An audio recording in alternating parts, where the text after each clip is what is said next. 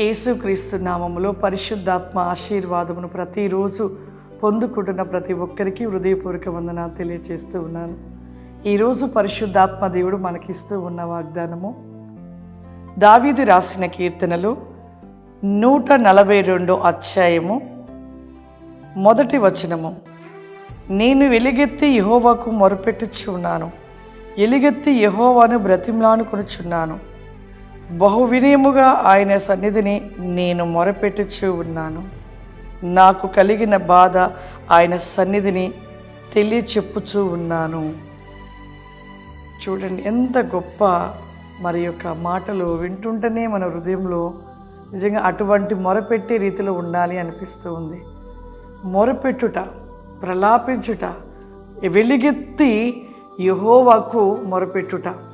ఎలుగెత్తి అంటే కేకలు పెట్టుట. చాలామంది మౌనంగా చేస్తారు, కానీ ఆనాడు నిలివే పట్టణస్థులంట గోనె పట్ట కట్టుకొని ఎలుగెత్తి రోదన చేశారంట. మొత్తుకుంటూ కేకలు పెడుతూ అరుస్తూ ప్రలాపమైన రోదన, ప్రసవేదన కలిగిన రోదన. అటువంటి రోదన చేయడం బట్టి వారు అద్భుతాన్ని పొందుకున్నారు. నినివే పట్టణాన్ని రక్షించుకోగలిగారు. వారు పాపాన్ని పూర్తిగా విడిచిపెట్టగలిగారు. ఇక్కడ నేను ఎలుగెత్తి యెహోవాకు మొరపెట్టుచున్నాను. వెలుగెత్తి మొరపెట్టుట మనము నిత్యము కూడా మరి ఆయనలో ఆ విధమైన మొరపెట్టినప్పుడంట ఖచ్చితంగా ప్రతి విషయం నుండి కూడా మనం విడిపించబడతాము, రక్షించబడతాము. మన ప్రార్థనలు ఎలా ఉంచున్నాయి? చాలామంది కాసేపు అలా కూర్చుంటారు, ఏదో స్తుతి అంటారు, స్తోత్రం అంటారు. మరలా ఎక్కడెక్కడో తలంపులు కలిగి ఎక్కడెక్కడికో ఆలోచిస్తూ మరలా ప్రార్థన, ఏదో చిన్న ప్రార్థన వచ్చి దాని ప్రార్థనగా పై పెదలతో ప్రార్థన చేస్తారు. అటువంటి ప్రార్థన ఏనాటికి దేవుని సన్నిధానంకి చేరదు.